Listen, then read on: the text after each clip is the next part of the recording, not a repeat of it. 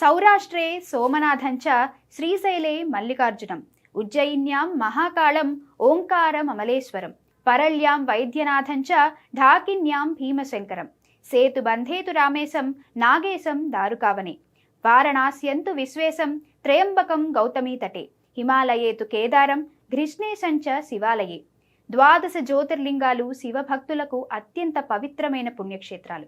జ్యోతి అంటే వెలుగు, లింగం అంటే శివుని ఆకారం అని అర్థం. ఈ 12 క్షేత్రాలలో శివుడు స్వయంగా జ్యోతి రూపంలో వెలిశాడని పురాణాలు చెప్తున్నాయి. శివ పురాణం ప్రకారం ఒకసారి బ్రహ్మ విష్ణువుల మధ్య ఎవరు గొప్ప అనే వివాదం నెలకొంది. ఆ సమయంలో శివుడు అనంతమైన కాంతి స్తంభ రూపంలో ప్రత్యక్షమయ్యాడు. ఆ స్తంభం యొక్క ఆది అంత్యాలను కనుగొనమని వారిని కోరారు. కానీ అది సాధ్యం కాలేదు. అప్పుడు ఆ కాంతి స్తంభం 64 భాగాలుగా విడిపోయి భూమిపై పడిందని, వాటిలో 12 అత్యంత శక్తివంతమైనవిగా వెలిశాయని ప్రతీతి.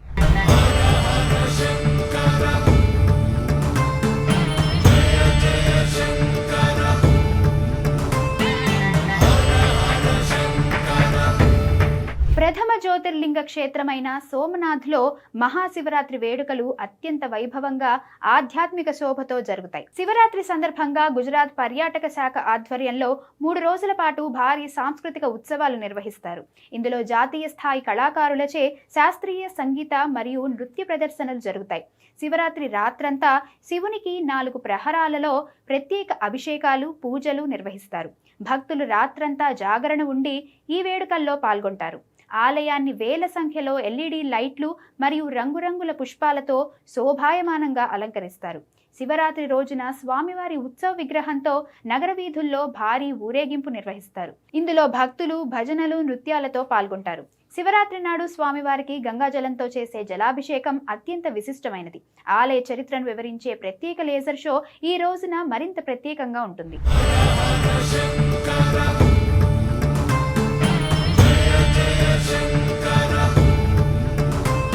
రెండవది శ్రీశైలం మల్లికార్జున స్వామి క్షేత్రం. శ్రీశైల క్షేత్రంలో మహాశివరాత్రి వేడుకలు కేవలం ఒక రోజు పండుగ మాత్రమే కాదు, ఇవి 11 రోజుల పాటు బ్రహ్మోత్సవాలుగా అత్యంత వైభవంగా జరుగుతాయి. మహాశివరాత్రి అర్ధరాత్రి వేళ అంటే లింగోద్భవ కాలంలో స్వామివారికి శాస్త్రోక్తంగా అభిషేకాలు నిర్వహిస్తారు.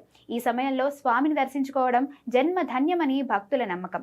శివరాత్రి పర్వదినాన అర్ధరాత్రి దాటాక మల్లికార్జున స్వామి మరియు భ్రమరాంబికా దేవిల కళ్యాణ మహోత్సవం జరుగుతుంది. లోక కళ్యాణం కోసం జరిగే ఈ ఘట్టాన్ని చూడటానికి వేల సంఖ్యలో భక్తులు తరలివస్తారు. శివరాత్రి మరుసటి రోజున భారీగా అలంకరించిన ప్రభలను గ్రామంలో ఊరేగిస్తారు. భక్తులు డప్పు వాయిద్యాలు, కోలాటాలతో స్వామిని కొలుస్తారు. కర్ణాటక, మహారాష్ట్ర మరియు తెలుగు రాష్ట్రాల నుండి లక్షలాది మంది భక్తులు నల్లమల అడవుల గుండా కాలినడకన శ్రీశైలానికి చేరుకోవడం ఇక్కడి భక్తికి నిదర్శనం. శివరాత్రి నాడు భక్తులు పవిత్ర కృష్ణానదిలో స్నానమాచరించి మెట్ల మార్గం ద్వారా కొండపైకి వచ్చి స్వామిని దర్శించుకుంటారు.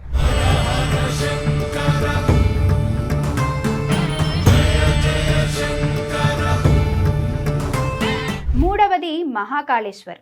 మధ్యప్రదేశ్ రాష్ట్రంలోని క్షిప్రా నదీ తీరాన వెలిసిన మహాకాళేశ్వర ఆలయంలో మహాశివరాత్రి వేడుకలు భారతదేశంలోనే అత్యంత విభిన్నంగా మరియు వైభవంగా జరుగుతాయి. ఇక్కడ శివుడిని కాలానికే అధిపతి అని పిలుస్తారు. చాలా ఆలయాల్లో శివరాత్రి ఒకరోజు మాత్రమే జరిగితే ఉజ్జయినిలో 9 రోజుల పాటు శివ నవరాత్రి ఉత్సవాలు జరుగుతాయి. ఈ 9 రోజులు స్వామివారిని వివిధ రూపాల్లో చందన అలంకారం, శేషనాగ అలంకారం, మనమహేష్ రూపం ఇలాంటి అలంకారాల్లో అలంకరిస్తారు. మహాకాళేశ్వర ఆలయానికి ఉన్న అతిపెద్ద ప్రత్యేకత భస్మహారతి. సాధారణ రోజుల్లో ఇది తెల్లవారుజామున జరుగుతుంది, కానీ శివరాత్రి నాడు మరియు ఆ మరుసటి రోజున మాత్రమే ఈ హారతిని ప్రత్యేక సమయాల్లో నిర్వహిస్తారు. పూర్వం శ్మశాన వాటిక నుండి తెచ్చిన తాజా భస్మం దీనికి ఉపయోగించేవారు, కానీ ప్రస్తుతం ఆవుపేడ భస్మంతో స్వామికి అభిషేకిస్తారు. శివరాత్రి పర్వదినాన మహాకాళ్ ఉత్సవ విగ్రహాన్ని పల్లకిలో ఉంచి ఉజ్జయిని నగర వీధుల్లో ఊరేగిస్తారు. భక్తులు లక్షలాదిగా తరలివచ్చి స్వామిపై పూలవర్షం కురిపిస్తారు. శివరాత్రి రోజున రాత్రంతా ఆలయం తెరిచే ఉంటుంది. 4 ప్రహరాలలో ప్రత్యేక పూజలు జరుగుతాయి. స్వామికి పంచామృత అభిషేకాలు, పండ్ల రసాలతో అభిషేకాలు నిర్వహిస్తారు. రాత్రంతా భక్తులు క్యూలైన్లలో ఉండి స్వామిని దర్శించుకుంటారు. ఇటీవల ప్రారంభించబడిన మహాకాళ్ లోక్ కారిడార్ శివరాత్రి సమయంలో విద్యుత్ దీపాలతో అద్భుతంగా వెలిగిపోతుంది. శివపురాణంలోని ఘట్టాలను వివరించే వందలాది శిల్పాలు పర్యాటకులను మంత్రముగ్ధులను చేస్తాయి. శివరాత్రి మరుసటి రోజు ఉదయం స్వామివారికి సెహ్రా అలంకరిస్తారు. ఇది స్వామివారి పెళ్లి వేడుకగా భావిస్తారు. ఈ దర్శనం కోసం భక్తులు ఎంతో ఆసక్తిగా వేచి చూస్తారు. మహాకాళేశ్వర్ ఆలయంలో భస్మహారతి మరియు ప్రత్యేక దర్శనం కోసం అధికారిక వెబ్సైట్ ద్వారా ముందస్తు బుకింగ్ చేసుకోవడం అత్యవసరం. శివరాత్రి సమయంలో రద్దీ విపరీతంగా ఉంటుంది కాబట్టి కనీసం 2-3 నెలల ముందే ప్లాన్ చేసుకోవడం ఉత్తమం.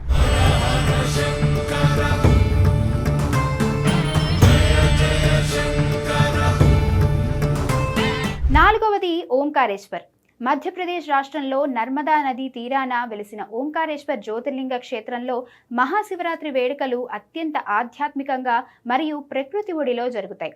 ఈ క్షేత్రం యొక్క ప్రధాన ప్రత్యేకత ఏమిటంటే ఈ ద్వీపం ఆకారం ఆకాశం నుంచి చూస్తే ఓం అనే ప్రణవ అక్షరం వలె కనిపిస్తుంది. శివరాత్రి నాడు భక్తులు సూర్యోదయానికి ముందే పవిత్ర నర్మదా నదిలో స్నానమాచరిస్తారు.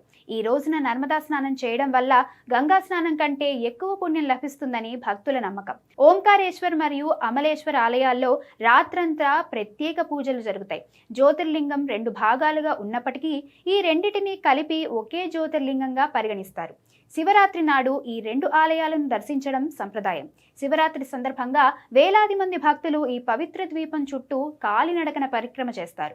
సుమారు 7 కిలోమీటర్ల మేర సాగే ఈ యాత్రలో శివనామస్మరణతో కొండలు, నదీ తీరాల గుండా నడుస్తారు. శివరాత్రి నాడు స్వామివారికి భాంగ్, డ్రై ఫ్రూట్స్ మరియు పూలతో అద్భుతమైన అలంకారం చేస్తారు. రాత్రి వేళ జరిగే మహాహారతి పర్యాటకులకు కనువిందుగా ఉంటుంది. సాయంత్రం వేళ నర్మదా నది ఘాట్ల వద్ద వందలాది దీపాలతో ఇచ్చే హారతి శివరాత్రి నాడు మరింత శోభాయమానంగా మారుతుంది. ఆలయ ప్రాంగణంలో స్థానిక గిరిజన తెగలు మరియు భక్తులు కలిసి రాత్రంతా శివభజనలు, ఆధ్యాత్మిక ప్రవచనాలతో జాగరణ చేస్తారు.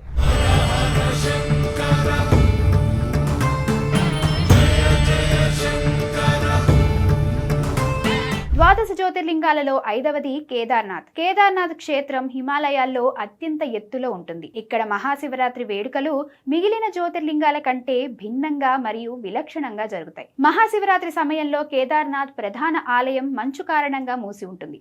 అందువల్ల స్వామివారి శీతాకాల నివాసమైన ఉఖీమఠ్ ఓంకారేశ్వర ఆలయంలో శివరాత్రి వేడుకలు అధికారికంగా జరుగుతాయి. శివరాత్రి పర్వదినాన కేదార్నాథ్ ఆలయ తలుపులను తిరిగి ఎప్పుడు తెరిచేది అనేది పూజారులు అధికారికంగా ప్రకటిస్తారు. సాధారణంగా ఏప్రిల్, మే నెలల్లో తెరుస్తారు. ఈ ప్రకటన కోసం భక్తులు వేచి చూస్తూ ఉంటారు. ఉఖీమఠ్ లో కొలువై ఉన్న కేదార్నాథ్ పంచముఖి విగ్రహానికి శివరాత్రి నాడు పంచామృతాలతో, గంగాజలంతో విశేష అభిషేకాలు నిర్వహిస్తారు. కేదార్నాథ్ పరిసర ప్రాంతాలు మంచుతో నిండి ఉన్నప్పటికీ స్థానిక ప్రజలు మరియు సాధువులు చలిని లెక్క చేయకుండా శివనామస్మరణతో రాత్రంతా జాగరణ చేస్తారు. గర్వాల్ ప్రాంతానికి చెందిన జానపద కళాకారులు శివరాత్రి నాడు సంప్రదాయ నృత్యాలు, పాటల ద్వారా శివుణ్ణి స్తుతిస్తూ ఉంటారు.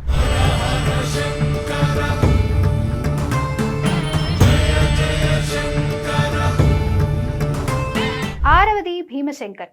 మహారాష్ట్రలోని పూణే సమీపంలో సహ్యాద్రి పర్వత శ్రేణులలో వెలిసిన భీమశంకర్ జ్యోతిర్లింగం భీమా నది ఉద్భవించిన పవిత్ర స్థలం. మహాశివరాత్రి నాడు ఇక్కడ ఆధ్యాత్మిక వాతావరణం పతాక స్థాయిలో ఉంటుంది. మహాశివరాత్రి నాడు ఆలయం రోజంతా తెరిచే ఉంటుంది. అర్ధరాత్రి వేళ జరిగే మహాపూజను దర్శించుకోవడానికి లక్షలాది మంది భక్తులు కొండపైకి చేరుకుంటారు. దట్టమైన అడవులు మరియు వన్యప్రాణుల అభయారణ్యం మధ్య ఉన్న ఈ ఆలయానికి చేరుకోవడానికి భక్తులు చేసే ప్రయాణం ఒక గొప్ప అనుభూతినిస్తుంది.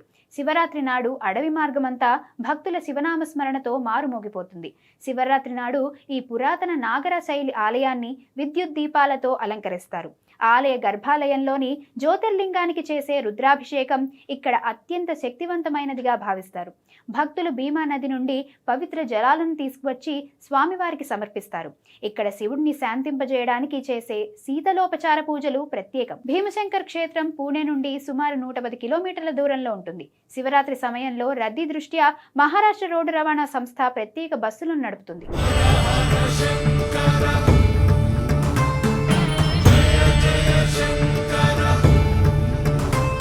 ద్వాదశ జ్యోతిర్లింగాలలో 7వది కాశీ విశ్వనాథ్. కాశీ ప్రపంచంలోనే అత్యంత పురాతనమైన ఆధ్యాత్మిక నగరం. ఇక్కడ మహాశివరాత్రి కేవలం పండుగ మాత్రమే కాదు, ఒక మహాసంబరం. శివ భగవానుడి వివాహ వేడుకగా కాశీలో శివరాత్రిని జరుపుకుంటారు. శివరాత్రి నాడు కాశీ వీధుల్లో జరిగే శివబరాత్ ప్రపంచ ప్రసిద్ధి చెందింది. ఇందులో ప్రజలు దేవతలు, భూతాలు, గణాలు మరియు రాక్షసుల వలె వేషధారణలు ధరించి నృత్యాలు చేస్తూ విశ్వనాథుని వివాహ వేడుకను జరుపుకుంటారు. శివరాత్రి రోజు తెల్లవారుజామునే లక్షలాది మంది భక్తులు పవిత్ర గంగానదిలో స్నానమాచరిస్తారు. గంగా తీరంలోని దశాశ్వమేధ్ ఘాట్ భక్తులతో కిక్కిరిసిపోతుంది. నూతనంగా నిర్మించిన కాశీ విశ్వనాథ్ కారిడార్ ద్వారా గంగానది నుండి నేరుగా ఆలయానికి చేరుకోవచ్చు. శివరాత్రి నాడు ఈ కారిడార్ మొత్తం విద్యుత్ దీపాలతో స్వర్గధామంలా మెరిసిపోతుంది. రాత్రంతా 4 ప్రహరాలలో స్వామివారికి విశేష పూజలు జరుగుతాయి. అర్ధరాత్రి వేళ జరిగే మహాపూజ అత్యంత పవిత్రమైనది. భక్తులు రాత్రంతా క్యూ లైన్లలో నిలబడి స్వామిని దర్శించుకుంటారు. శివరాత్రి రాత్రి విశ్వనాథుడు మరియు మాత అన్నపూర్ణలకు ప్రతీకాత్మకంగా వివాహ తంతు నిర్వహిస్తారు. స్వామివారిని పెళ్లి కొడుగ్గా అలంకరిస్తారు. కాశీలో శివునికి ఇష్టమైన భాంగ్ను ప్రసాదంగా స్వీకరించడం ఇక్కడి సంప్రదాయం.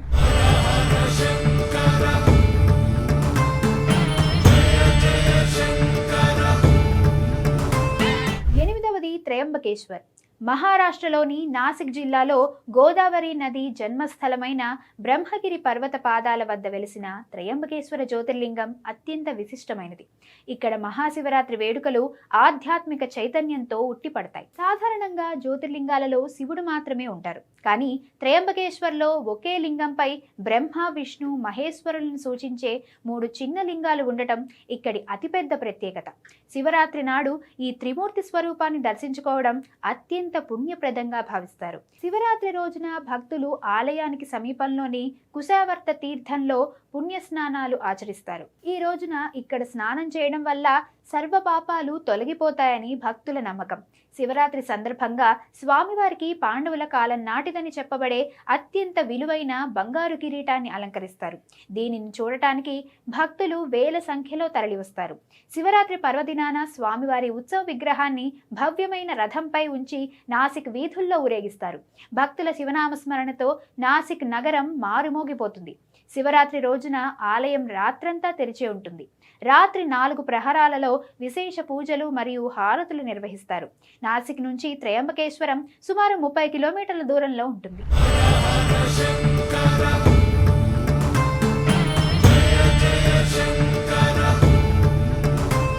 ద్వాదశ జ్యోతిర్లింగాలలో 9వది వైద్యనాథ్. జార్ఖండ్ రాష్ట్రంలోని దేవఘర్లో వెలిసిన వైద్యనాథ్ ధామ్ వద్ద మహాశివరాత్రి వేడుకలు అత్యంత వైభవంగా జరుగుతాయి. ఇక్కడ శివుడిని భక్తులు ఒక వైద్యుడిగా భావిస్తారు.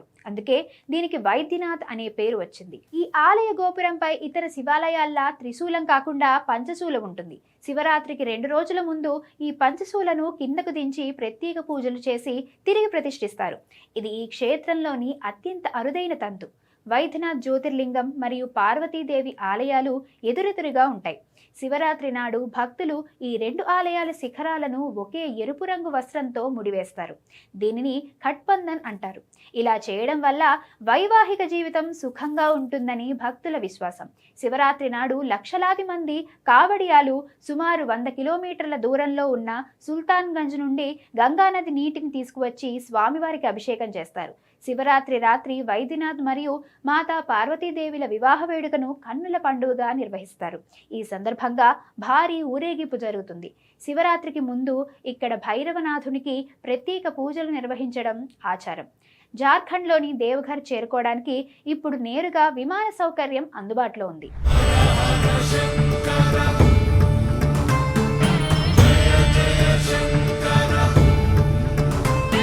ద్వాదశ జ్యోతిర్లింగాలలో 10వది నాగేశ్వర్.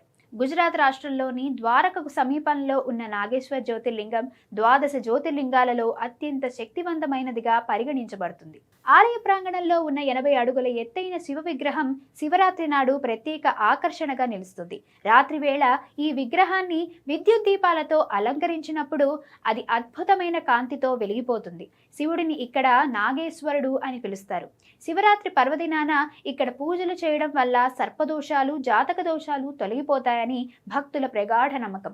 శివరాత్రి రోజున స్వామివారికి నిరంతరం జలధారలు మరియు రుద్రాభిషేకాలు నిర్వహిస్తారు. భక్తులు స్వయంగా స్వామిని దర్శించుకొని అభిషేకాల్లో పాల్గొనవచ్చు. శివరాత్రి నాడు ఆలయం రాత్రంతా తెరిచి ఉంటుంది. 4 ప్రహరాలలో ప్రత్యేక హారతులు, భజనలు జరుగుతాయి. ద్వారక నుంచి వచ్చే భక్తులతో ఈ ప్రాంతమంతా శివనామస్మరణతో మారుమోగిపోతుంది. శివరాత్రి నాడు భక్తులు ముందుగా ద్వారకాధీశుడిని దర్శించుకొని ఆపై నాగేశ్వర జ్యోతిర్లింగాన్ని సందర్శించడం ఒక ఆచారంగా వస్తోంది. శ్రీకృష్ణుడు స్వయంగా ఇక్కడ శివుణ్ణి పూజించాడని పురాణాలు చెప్తున్నాయి. నాగేశ్వర్ ఆలయం ద్వారక నుంచి సుమారు 17 కిలోమీటర్ల దూరంలో ఉంటుంది. టాక్సీలు లేదా ఆటోల ద్వారా సులభంగా చేరుకోవచ్చు. శివరాత్రి సమయంలో రద్దీ దృష్ట్యా ఉదయమే దర్శనానికి వెళ్లడం ఉత్తమం.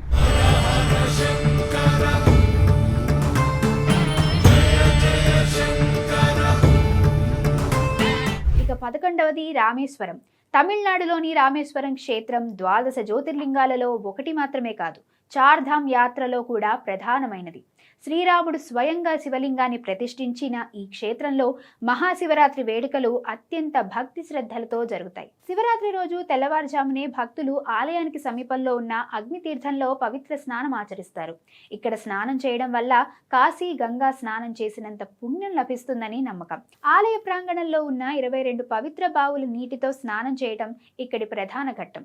శివరాత్రి నాడు ఈ తీర్థ స్నానాల కోసం భక్తులు గంటల తరబడి వేచి ఉంటారు. ప్రతిరోజు తెల్లవారుజామున జరిగే స్ఫటికలింగ దర్శనం శివరాత్రి నాడు మరింత ప్రత్యేకంగా ఉంటుంది. ఆది శంకరాచార్యుల వారు బహుకరించిన ఈ స్ఫటికలింగానికి చేసే అభిషేకాన్ని చూడటం గొప్ప ఆధ్యాత్మిక అనుభూతినిస్తుంది. శివరాత్రి పర్వదినాన స్వామివారికి మరియు పర్వతవర్ధిని అమ్మవారికి వైభవంగా కళ్యాణ మహోత్సవం నిర్వహిస్తారు. శివరాత్రి ఉత్సవాల్లో భాగంగా స్వామివారిని బంగారు రథంపై ఊరేగిస్తారు.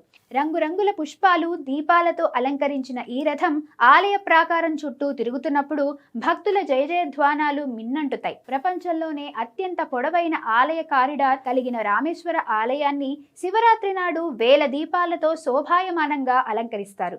రామేశ్వరం చేరుకోవడానికి చెన్నై, మధురై నుండి రైలు మరియు బస్సు సౌకర్యాలు ఉన్నాయి.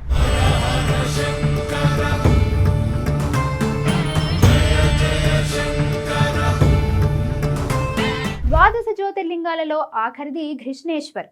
మహారాష్ట్రలోని ఔరంగాబాద్ జిల్లాలో ప్రసిద్ధ ఎల్లోరా గుహలకు అతి సమీపంలో వెలిసిన కృష్ణేశ్వర్ జ్యోతిర్లింగం 12 జ్యోతిర్లింగాలలో చివరిది. ఇక్కడ మహాశివరాత్రి వేడుకలు అత్యంత నిరాడంబరంగా కానీ ఆధ్యాత్మికంగా అత్యంత శక్తివంతంగా జరుగుతాయి. పురాణాల ప్రకారం ఘుష్మ అనే పరమ శివభక్తురాలి కోసం శివుడు ఇక్కడ వెలిశారు. శివరాత్రి నాడు ఆమె భక్తిని స్మరిస్తూ ప్రత్యేక పూజలు నిర్వహిస్తారు. ఈ ఆలయాన్ని దర్శిస్తే సంతాన ప్రాప్తి కలుగుతుందని భక్తుల ప్రగాఢ నమ్మకం. ఎర్రటి రాళ్లతో నిర్మించిన ఈ ఆలయం శివరాత్రి నాడు విద్యుత్ దీపాలతో మెరిసిపోతుంది. ఆలయ గోడలపై ఉన్న దేవతామూర్తుల శిల్పాలు శివరాత్రి కాంతిలో అద్భుతంగా కనిపిస్తాయి. శివరాత్రి సందర్భంగా ఎల్లోరా పరిసర ప్రాంతాల నుంచి వేలాది మంది భక్తులు కాలినడకన ఆలయానికి చేరుకుంటారు. రాత్రంతా ఓం నమ శివాయ మంత్రంతో ఈ ప్రాంతం మారుమోగిపోతుంది. ఆలయ ప్రాంగణంలో స్థానిక గిరిజన మరియు గ్రామీణ సంస్కృతిని ప్రతిబింబించేలా పెద్ద ఎత్తున జాతర జరుగుతుంది. శివరాత్రి నాడు భక్తులు స్వయంగా లింగాన్ని తాకి పూజలు చేసే అవకాశం ఉండటం ఇక్కడి ప్రత్యేకత. రాత్రి 4 ప్రహారాలలో విశేష హారతులు నిర్వహిస్తారు. కృష్ణేశ్వరం చేరుకోవడానికి ఔరంగాబాద్ నుంచి బస్సులు, టాక్సీలు అందుబాటులో ఉంటాయి.